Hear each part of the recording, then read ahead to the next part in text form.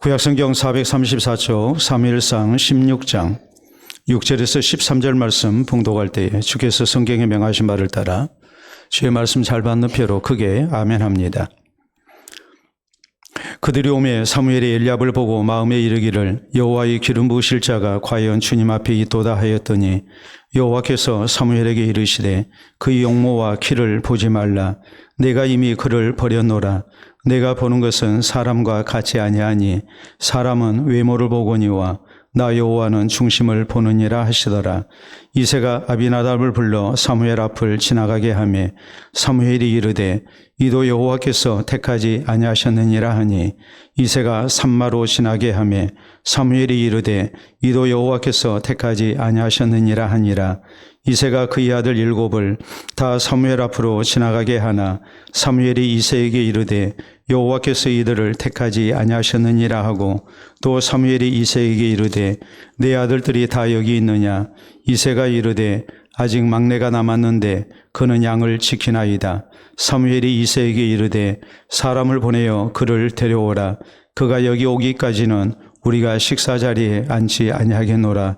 이에 사람을 보내어 그를 데려오매 그의 빛이 붉고 눈이 빼어나고 얼굴이 아름답더라. 여호와께서 이르시되 이가 그니 일어나 기름을 부으라 하시는지라. 사무엘이 기름 뿔 병을 가져다가 그의 형제 중에서 그에게 부었더니 이날 이후로 다윗이 여호와의 영에게 크게 감동되니라. 사무엘이 떠나서 라마로 가니라. 아멘. 기업의 인사 담당자 523명을 대상으로 인상이 면접에 미치는 영향에 대하여 조사해 봤습니다. 그랬더니 98%가 사원 선발할 때에 지원자의 인상을 채용 기준의 하나로 반영한다고 대답했습니다. 그리고 면접 때 인상 때문에 감점을 주는 경우에 대하여 이렇게 설명합니다. 남성의 경우는 멍한 눈빛, 사나운 눈매, 무표정, 미간을 찌푸린 얼굴, 눈을 잘 마주치지 않는 모습, 그리고 단정하지 못한 머리 모양이라고 했습니다. 여성의 경우는 이렇습니다. 진한 화장, 무표정, 지저분한 머리 모양, 그리고 멍한 눈빛, 지나치게 꾸미지 않은 얼굴, 그리고 과도한 성형 수술도 감점 요인이 됐습니다. 그런가 하면 공통적으로 밝은 표정을 지닌 지원자에게 후한 점수를 준다라고 대답합니다. 오늘날 외모의 중요성을 우리에게 보여주는 중요한 사례입니다. 그러면 오늘날 취업에 있어서 면접은 대단히 중요합니다. 실제 취업 희망자들은 면접에도 많은 신경을 쓰고 또 준비를 철저히 합니다. 오늘 본문 성경은 하나님께서 사무엘 선지자를 통하여 자기 이스라엘 왕을 선출한 내용을 우리에게 전합니다. 당시 이스라엘의 초대 왕이었던 사울은 하나님 앞에 합당하게 정치를 하지 아니했습니다. 하나님을 향한 바른 신앙 자세가 없었습니다. 또 하나님의 뜻을 따라서 나라를 다스리지 않았습니다.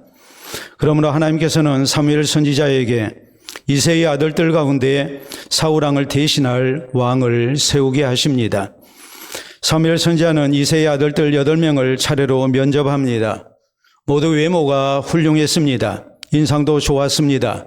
사무엘 선지자가 보기에 마음에 쏙 드는 사람도 분명히 있었습니다.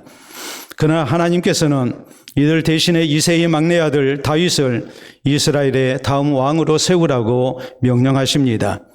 이 하나님의 선택은 모두의 예상을 벗어난 파격적인 것이었습니다. 그리고 오늘 본문 7절에 보면 우리 하나님께서 왜 다윗을 선택하게 하셨는지 그 선택의 기준에 대해서 분명한 기준을 이렇게 말씀하십니다. 내가 보는 것은 사람과 같지 아니하니 사람은 외모를 보거니와 나 여호와는 중심을 보느니라라고 말씀하십니다. 하나님께서 사람을 보는 기준이 우리와 다르다는 말입니다. 우리 하나님은 외모를 보시는 대신에 중심을 보신다고 강조하십니다. 그러므로 사랑하는 성도 여러분, 우리 모두 본문 성경을 통해서 우리의 외모보다도 하나님께서 보시는 중심이 더욱 소중하다는 것을 깊이 깨달아야 합니다. 그래서 우리의 외모보다도 중심을 바로 하는 가운데에 하나님께서 이 시대에 사랑하시고 또 이 시대를 위해서 귀하게 쓰시는 성도로 우리가 구별될 수 있어야 합니다. 그러면 우리 성도는 외모보다 중심을 보시는 하나님 앞에 어떤 신앙 자세를 가지고 있어야 합니까? 우리는 첫째로 외모보다도 중심을 더욱 소중하게 여기면서 중심을 바로 하기를 힘써야 합니다. 6절에 보면 그들이 오매 사무엘이 엘리압을 보고 마음에 이르기를 여호와의 기름 부으실 자가 과연 주님 앞에 있도다 하였더니라고 했습니다. 당시 사무엘은 하나님의 명령을 따라 이새의 집을 방문합니다. 그리고 이새의 아들들을 장자인 엘리압부터 차례대로 면접합니다. 장자 엘리압을 봤을 때 사무엘은 엘리압이 이스라엘의 다음 왕으로서 적임자라고 생각했습니다. 거기에는 중요한 이유가 있습니다. 첫째, 엘리압은 장자입니다. 그렇기 때문에 다른 아들들보다도 지도자가 될 자격과 권리를 가지고 있었습니다.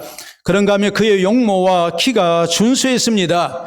사람 눈으로 봤을 때에 여러 가지 면에서 이스라엘의 왕으로서 합당한 사람이었습니다. 그러나 7절에 보면 여호와께서 사무엘에게 이르시되 그의 용모와 키를 보지 말라. 내가 이미 그를 보려노라. 내가 보는 것은 사람과 같지 아니하니 사람은 외모를 보거니와 나 여호와는 중심을 보느니라 하시더라라고 말씀합니다. 이 말씀의 의미가 뭐겠습니까? 우리 하나님께서 사람의 외모를 무시한다는 그런 의미가 아닙니다.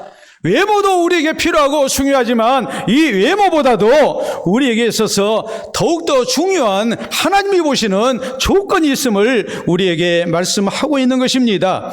다시 말하자면은 외모가 전부가 아니라는 말입니다.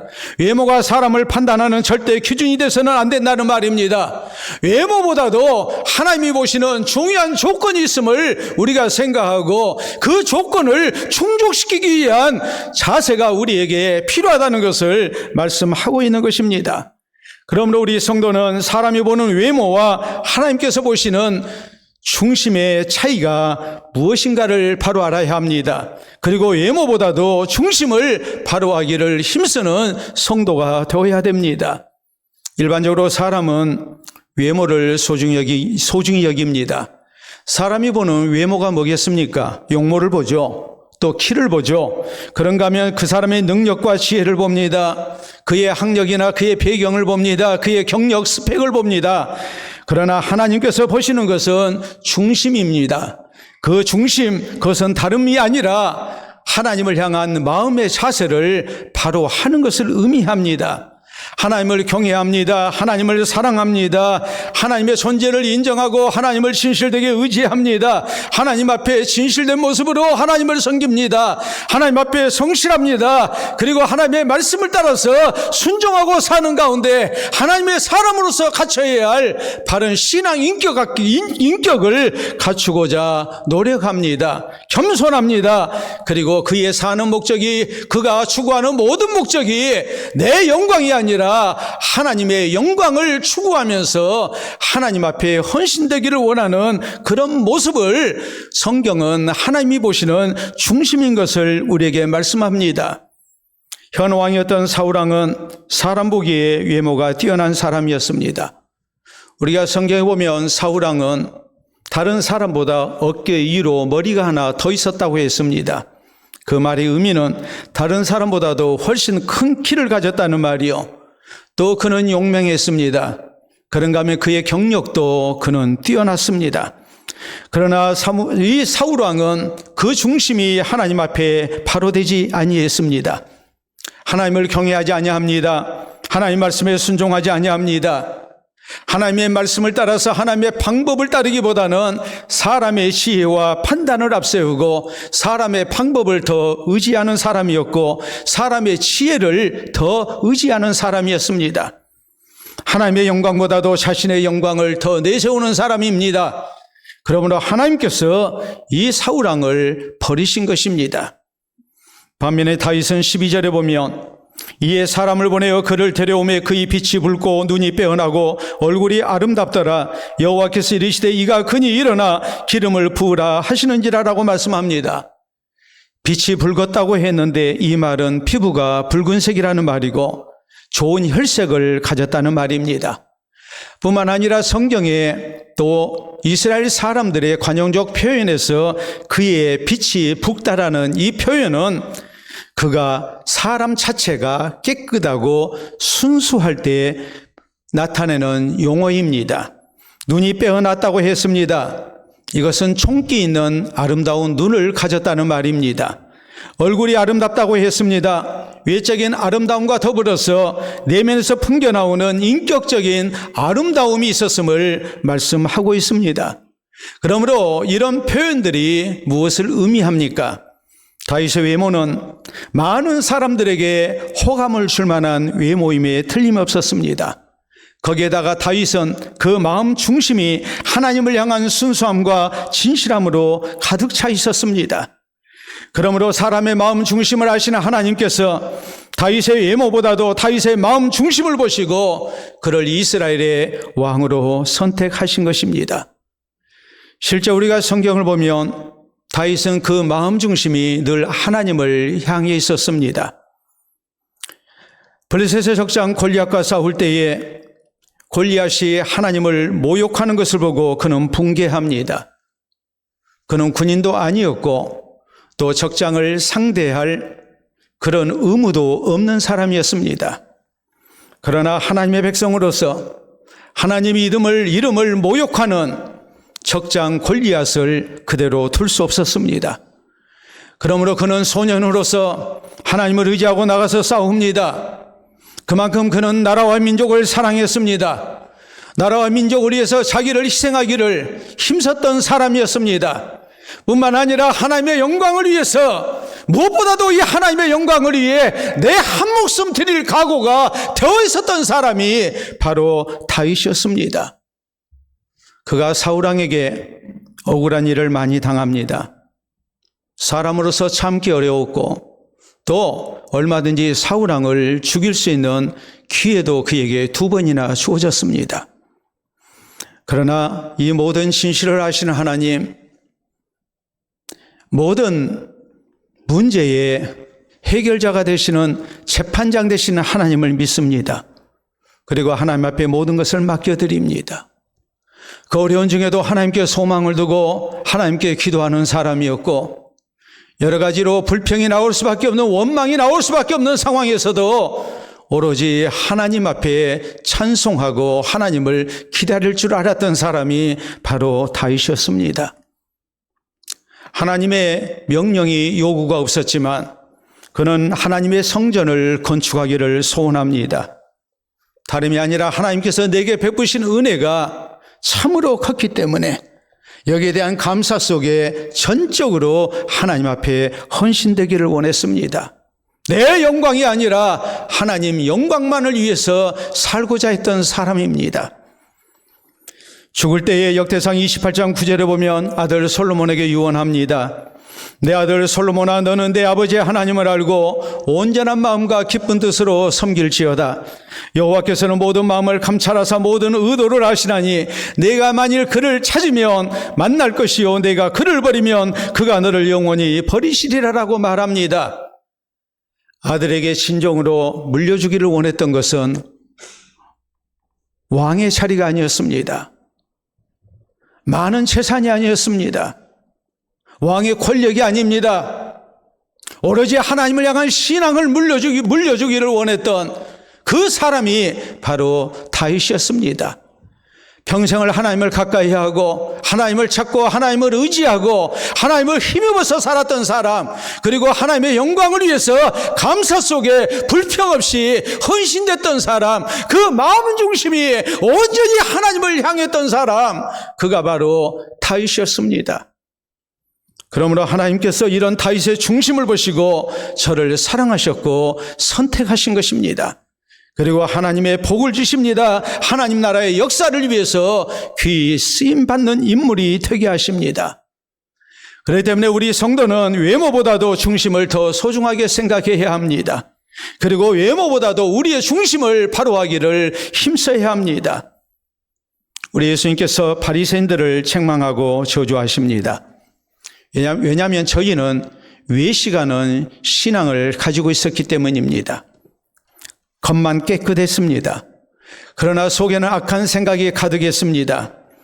사람에게 보이는 신앙생활을 했고 사람의 칭찬을 구했습니다. 기도하는 것도 구제하는 것도 금식하는 것도 사람에게 보이고자 했습니다. 겉모습만, 외적인 모습만, 외모만 그럴듯하게 꾸미는 사람들이었습니다. 그러므로 주님께서 책망하신 겁니다. 저주하신 것입니다.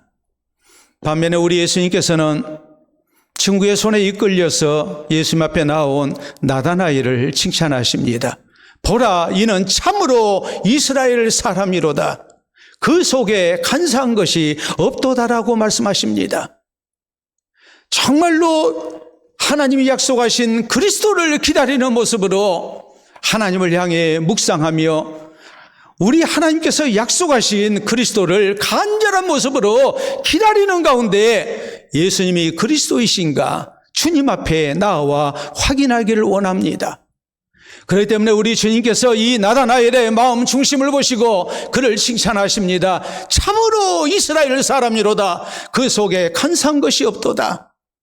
저를 제자 삼으십니다. 그리고 약속하십니다. 내가 이보다 더 큰 일을 보게 될 것이다. 이 나다나엘을 통해서 우리 주 예수 그리스도의 구주되심이 널리 증거되고 하나님의 나라가 세워질 것을 우리 주님께서 약속하십니다. 중심이 바로 됐기 때문이었습니다. 영국의 한 교회에서 있었던 일입니다. 가난과 질병 속에 시달리는 아프리카를 위해 이 교회에서 의료 선교 기금을 마련하기 위한 예배를 하나님 앞에 드리고 있었습니다. 아프리카의 참상에 대해서 설명을 듣고 설교 말씀이 끝나고 난 다음에 이제 선교 헌금을 합니다. 당시 영국 교회에서는 쟁반 위에다가 모두가 볼 수 있게끔 헌금을 했습니다. 큰 쟁반이 돌아가고 있을 때에 한 소년이 이 쟁반 위에 우뚝 섰습니다. 모두가 깜짝 놀랐습니다. 이게 무슨 해괴망측한 일이고 폐역한 일인가. 모두가 책망하는 그 순간 이 소년이 얘기합니다. 저는 가난해서 헌금할 돈이 없습니다. 그 대신 저를 아프리카를 위해 드리겠습니다. 그리고 이 소년은 아프리카 선교를 위한 준비를 합니다. 의학을 공부하고 신학을 공부했습니다. 27살에 아프리카 선교사로 파송됩니다. 죽을 때까지 그는 헌신했습니다. 바로 아프리카 선교의 아버지로 일컬음을 받고 있는 리빙스턴 선교사의 어려서 일화입니다. 그 중심이 하나님을 향해 바로 되어 있었습니다. 그래서 사람들에게 인정받고 또 하나님의 선택 속에 그는 아프리카 선교를 위한 선교사로 귀하게 쓰임을 받았습니다. 사랑하는 성도 여러분, 우리 성도도 외모보다 중심을 바로 해야 합니다. 진실된 모습으로 하나님을 사랑하고 하나님 의지하고 하나님 말씀에 순종하며 살아야 됩니다. 하나님의 영광을 위한 헌신이 우리에게 있어야 합니다. 그래서 하나님께서 우리의 마음 중심을 보시고 하나님의 사랑과 또 하나님의 은총 속에 귀하게 쓰임받는 우리 모두가 될 수 있기를 바랍니다. 두 번째로, 우리 하나님께서 외모보다도 중심을 더 소중히 여기신다고 했을 때에 우리는 하나님을 따라 사람을 외모로 판단하거나 차별해서는 안 됩니다. 8절 이하에 보면 장자 엘리압의 뒤를 이어서 나머지 아들들이 차례로 사무엘 앞에서 면접을 하게 됩니다. 이때 아버지 이새는 아들들을 차례로 사무엘 선지 앞에 세웠습니다. 그때마다 사무엘의 대답은 한결같았습니다. 여호와께서 택하지 아니하셨느니라. 7명의 아들 모두 면접받고 난 다음에 11절에 보면 또 사무엘이 이새에게 이르되 내 아들들이 다 여기 있느냐. 이새가 이르되 아직 막내가 남았는데 그는 양을 지키나이다. 사무엘이 이르되 사람을 보내어 그를 데려오라. 그가 여기 오기까지는 우리가 식사 자리에 앉지 아니하겠노라라고 사무엘이 말합니다. 그래서 막내 아들 다윗을 급히 데려와서 면접을 보게 했고 이 다윗이 하나님이 택한 차기 이스라엘의 왕으로 선택이 됩니다. 아버지 이새는 외모로 자식들을 판단했습니다. 다윗은 막내이기 때문에 절대 이스라엘의 왕으로 하나님의 선택을 받을 수 없다고 판단합니다. 아예 면접도 못 보게 했습니다. 외모로 판단하고 차별한 것입니다. 그러나 하나님은 외모로만 사람을 판단하지 아니하셨습니다. 그 중심을 더 중요한 조건으로 이렇게 강조하십니다. 우리가 이런 모습을 볼 때 우리에게 이새와 같은 잘못된 판단이 있어서는 안 됩니다. 하나님께서 외모로 사람을 판단하시지 않으셨다는 것을 우리가 기억하고 사람을 외모로 판단하거나 차별해서는 안 됩니다. 성경에 보면 우리 예수님께서는 장애를 입고 세상 가운데서 차별받으며 살아왔던 사람들, 이런 장애인들까지도 사랑하시고 하나님의 백성이라고 말씀하십니다. 로마서 3장 22절에 보면 예수 그리스도를 통한 죄로부터의 구원은 차별 없이 우리에게 주어진다고 강조합니다. 그리고 로마서 10장 13절은 우리에게 말씀합니다. 누구든지 주의 이름을 부르는 자는 구원을 받으리라라고 말씀합니다. 누구든지 예수님을 구주로 믿기만 하면 모두가 다 구원받는 차별 없는 구원에 대해서 성경은 우리에게 강조하십니다. 어디 그뿐입니까? 우리가 야고보서 2장에 보면 당시 교회 안에 있었던 잘못된 풍토를 지적합니다. 너희는 외모를 보고 사람을 차별하지 마라. 옷 입은 모습을 보고 또 화려하게 치장한 모습을 보고 혹은 그의 신분을 따라서 교회 안에 온 성도들을 차별해서는 안 된다고 성경은 우리에게 분명하게 경고하십니다. 오늘날 우리가 살고 있는 세상은 참으로 차별이 많습니다. 특별히 인종차별의 문제가 국제적으로 세계적으로 큰 문제로 대두됩니다. 피부색 때문에 혹은 민족 때문에 또 그의 여러 가지 이유 때문에 여러 가지 차별이 존재하고 있다는 것을 우리는 잘 압니다. 특히 아프리카 인종에 대한 백인들의 차별 문제는 굉장히 심각합니다. 유색 인종을 차별하고 아시아 인종을 차별합니다.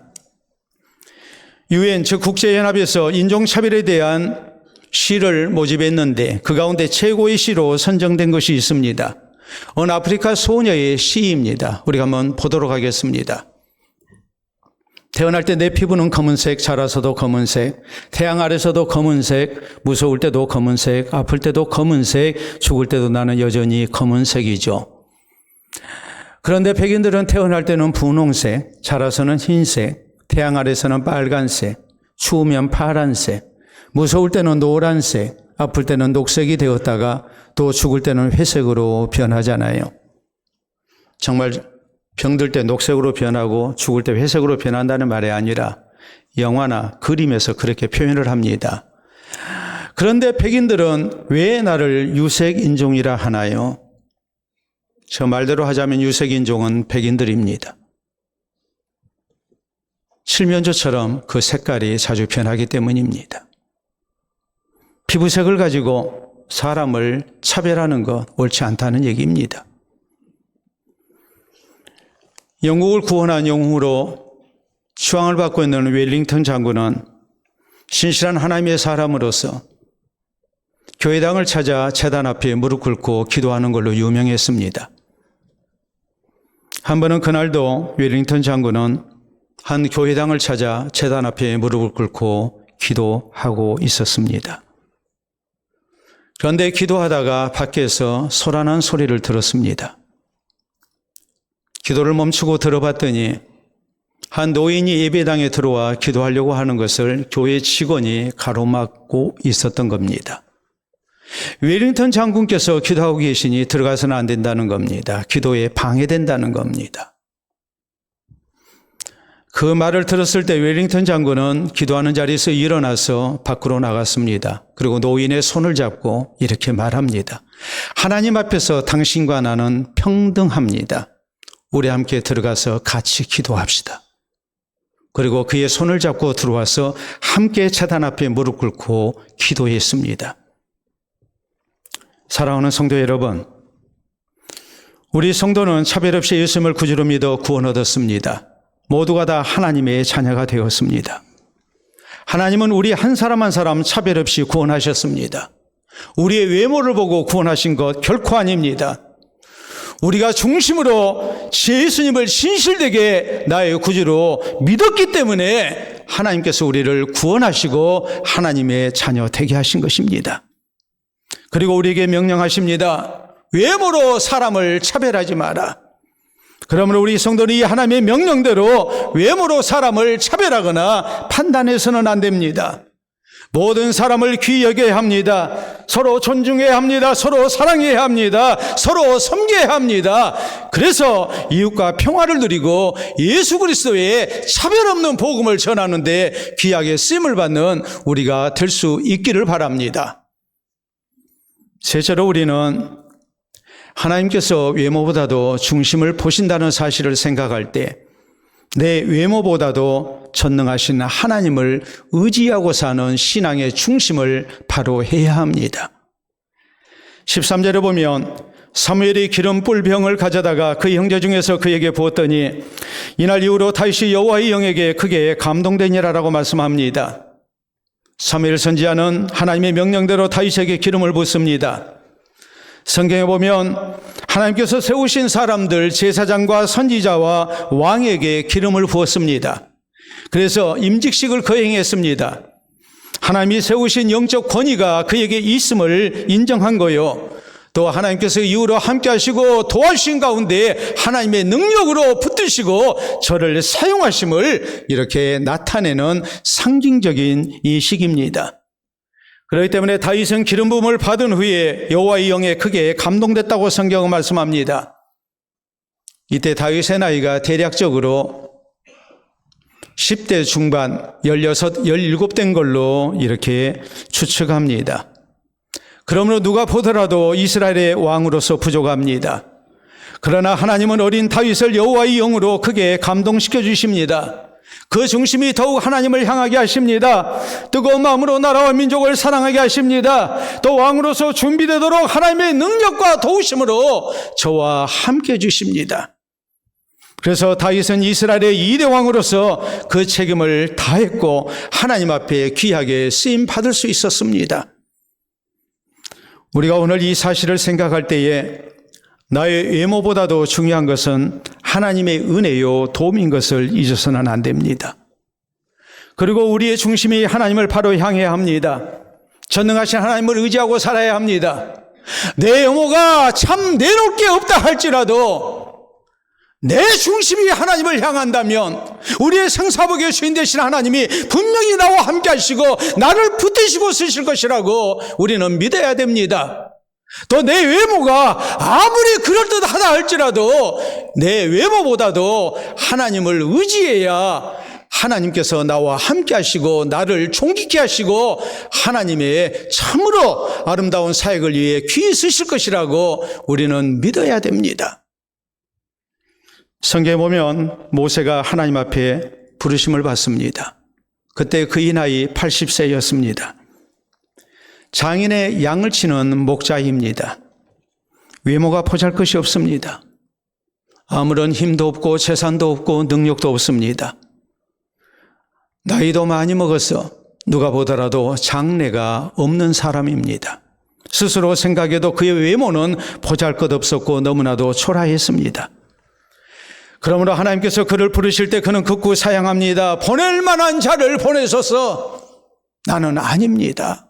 나는 책임자가 아닙니다. 이런 모세를 하나님께서 붙드십니다. 자신의 초라한 외모를 의지하기보다 전능하신 하나님을 온전히 의지하게 합니다. 그래서 전능하신 하나님의 능력으로 모세를 도우신 가운데에 참으로 위대한 하나님의 사람으로 모세가 쓰임받게 하십니다. 예수님의 제자를 또 그랬습니다. 외모는 볼 것이 없습니다. 저희의 능력이나 학벌이나 집안 배경이나 신분이나 세상 조건, 저희가 가지고 있는 직업 하나 볼 것 없었습니다. 그러나 우리 예수님께서 누가복음 12장 32절에 저희에게 말씀하십니다. 적은 무리여 무서워하지 말라. 너희 아버지께서 그 나라를 너희에게 주시기를 기뻐하시느니라. 너희가 세상적으로 볼 때에, 인생의 조건으로 볼 때에, 너희 외모로 볼 때에는 보잘것없는 사람들이지만 하나님께서 너희를 붙드시고 귀히 쓰실 것이다. 하나님의 나라를 세우실 것이다. 약속하십니다. 그리고 이 제자들과 함께 하신 가운데에 예수 그리스도의 복음을 땅끝까지 증거케 하시고 하나님의 나라를 세우십니다. 전능하신 하나님을 의지할 때, 우리의 중심이 하나님을 향하게 될 때에 우리의 외모를 뛰어넘는 하나님의 놀라운 은혜가 우리를 붙들고 하나님의 아름다운 역사를 이룰 수 있음을 우리에게 분명하게 강조하고 있는 겁니다. 실제 미국에서 있었던 일입니다. 테일러라는 큰 농장을 가지고 있는 주인이 있었습니다. 17살 난 소년을 일꾼으로 고용했습니다. 이 소년이 하는 일은 말 그대로 종살이입니다. 땔감을 준비하고 소를 키우고 그리고 집 안팎의 모든 일을 이렇게 하루 종일 머슴 일을 하면서 수고를 해야 하는 신세였습니다. 학교는 꿈도 꾸지 못할 형편입니다. 그리고 그는 부엌에서 혼자 식사를 해야 했고 잠은 창고에서 자야 했습니다. 그런데 얼마 후에 주인의 딸과 사랑하는 사이가 되고 맙니다. 이 사실을 안 아버지 테일러는 너와 같이 돈도 없고 집안 배경도 없고 공부도 하지 아니하고 장래성도 없는 사람에게 내 딸을 줄 수가 없다고 이렇게 구박하면서 그를 때려서 내보냈습니다. 쫓겨난 이 소년은 자신의 신세를 한탄하지 아니했습니다. 누구도 원망하지 아니했습니다.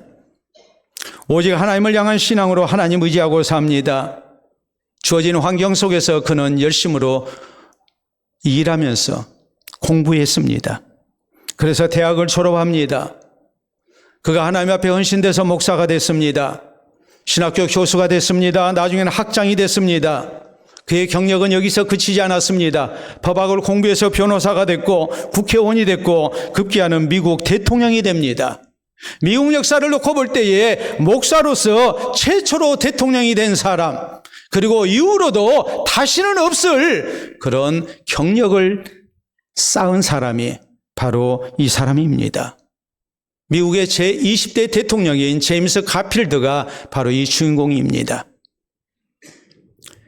나 자신에게 낙심하지 아니하고 중심을 보시는 하나님을 향해 우리가 바른 신앙을 가지고 열심으로 노력하게 될 때에 하나님이 얼마나 그 사람을 귀히 쓰시는가를 우리에게 보여주는 역사적 사실입니다. 사랑하는 성도 여러분, 나의 외모 때문에 낙심해서는 안 됩니다. 또 나의 외모만으로 살아서도 안 됩니다. 나의 외모가 어떠하든지 전능하신 하나님 의지하고 살아야 됩니다. 그래서 하나님께서 사랑하시고 도와주신 가운데에 하나님 나라 사역을 위해서 귀하게 쓰임받는 우리 성도들이 될 수 있기를 바랍니다. 제가 읽었던 책 가운데에 여러분에게 소개할 내용이 있어서 먼저 책을 소개합니다. 여러분 보시게 되면 나를 키워준 한마디, 성공으로 이끄는 말의 힘이라는 책입니다. 우리 사회에서 아름다운 인생을 산 사람들의 인생 좌우명을 소개하는 책입니다.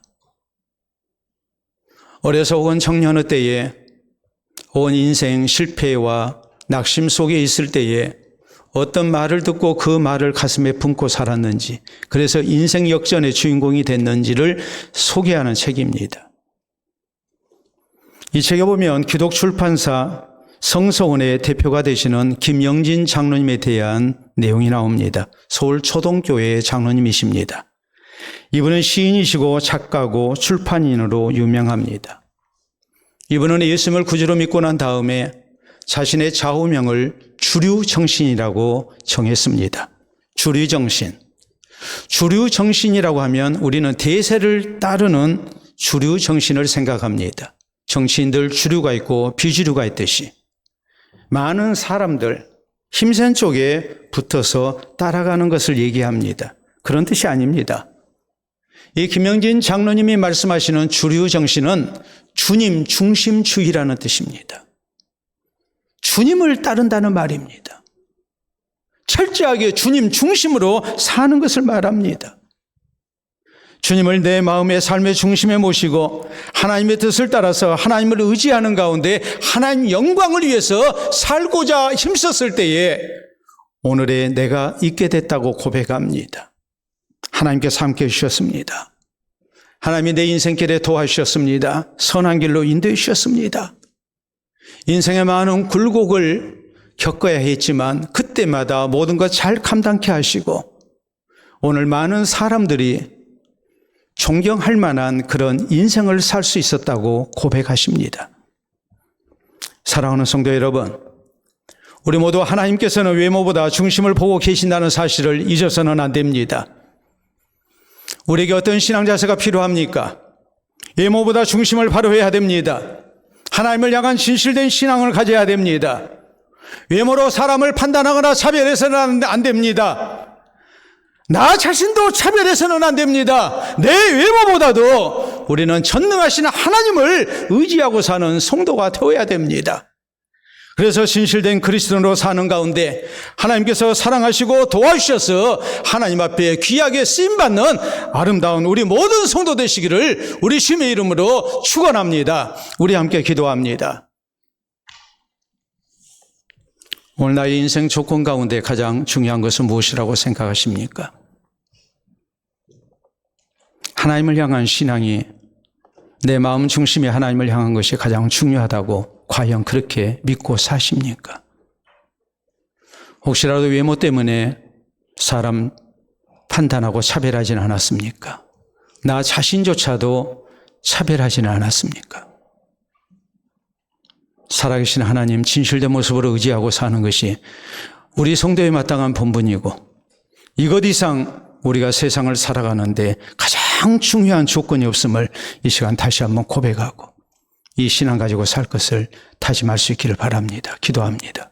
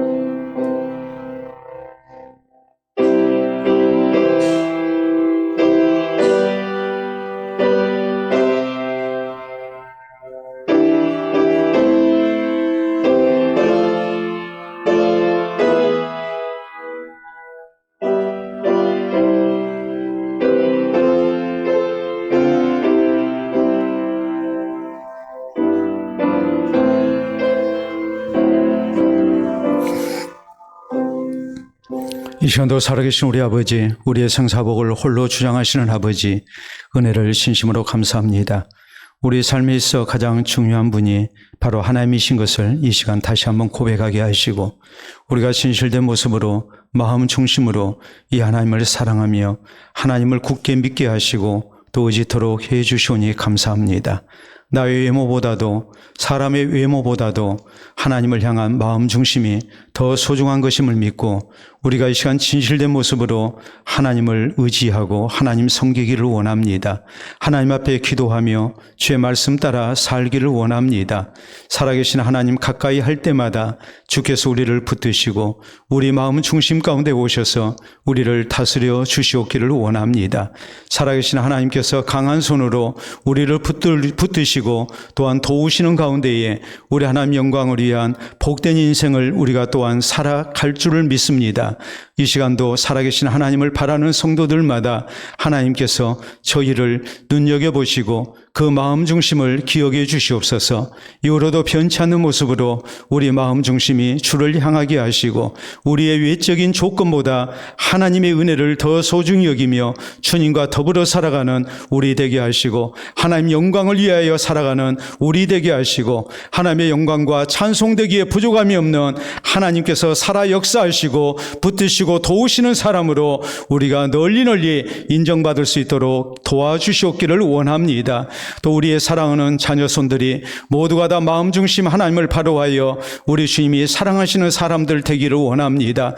또 온 교회가 온전히 중심이 하나님을 향하여 하나님께서 역사하시는 교회가 되기를 원합니다. 외모보다 중심을 우리가 하나님을 향한 가운데 우리 주님께서 사랑하시는 성도 되게 하시고 가정 되게 하시고 교회 될 수 있도록 인도하시고 이 시대를 위하여 참으로 하나님께서 귀히 여기시고 붙드시고 사용하시는 하나님의 사람들로 또한 주의 교회로 쓰임받는 우리 모두 되게 하여 주시옵소서.